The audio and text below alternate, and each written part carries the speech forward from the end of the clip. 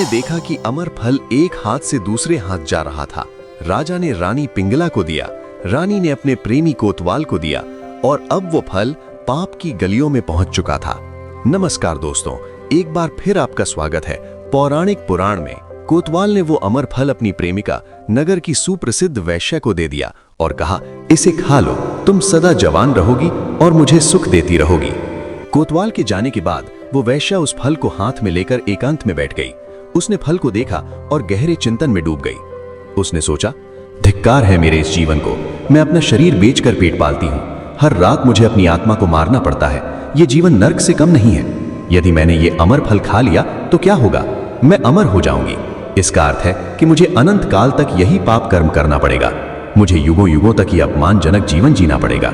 ऐसी अमरता तो श्राप है। उसने आगे सोचा, इस फल का सही अधिकारी कौन है? केवल हमारे महाराज भर्तृहरि। वे धर्मात्मा हैं, ज्ञानी हैं और प्रजा के पालक हैं। यदि वे अमर होंगे तो धर्म की रक्षा होगी और लाखों लोगों का भला होगा।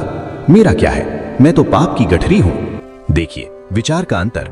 एक तरफ रानी पिंगला थी जिसने पति के प्रेम का अपमान किया और दूसरी तरफ एक गणिका थी जिसने प्रजा के हित के लिए अमरता का त्याग कर दिया।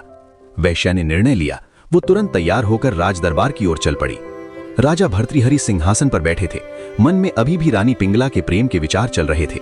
तभी द्वारपाल ने सूचना दी कि नगर की एक गणिका आपसे मिलना चाहती है। राजा ने अनुमति दी। वैश्या ने दरबार में प्रवेश किया और राजा के चरणों में प्रणाम करके वो अमर फल उनके सामने रख दिया। फल को देखते ही राजा भर्तृहरि के होश उड़ गए। उनका चेहरा पीला पड़ गया। ये वही फल था जिसे उन्होंने कुछ समय पहले बड़े प्रेम से रानी पिंगला को दिया था। राजा ने कांपती आवाज में पूछा, ये फल तुम्हारे पास कहां से आया? सत्य कहना, अन्यथा मृत्यु दंड मिलेगा। वैश्या ने हाथ जोड़कर कहा, महाराज क्षमा करें, ये फल मुझे नगर के कोतवाल यानी आपके सेनापति ने उपहार में दिया है। उन्होंने कहा था कि इसे खाने से मैं अमर हो जाऊंगी, पर मैंने सोचा कि राज्य के लिए मेरा नहीं, आपका अमर होना आवश्यक है। वैश्या की बात सुनकर राजा का मस्तिष्क सुन्न हो गया। समीकरण स्पष्ट था। राजा ने दिया रानी को, रानी ने दिया कोतवाल को, कोतवाल ने दिया वैश्या को और वैश्या लाई राजा के पास। प्रेम का ये चक्र पूरा हो चुका था, लेकिन इसने राजा के दिल के हजारों टुकड़े कर दिए थे।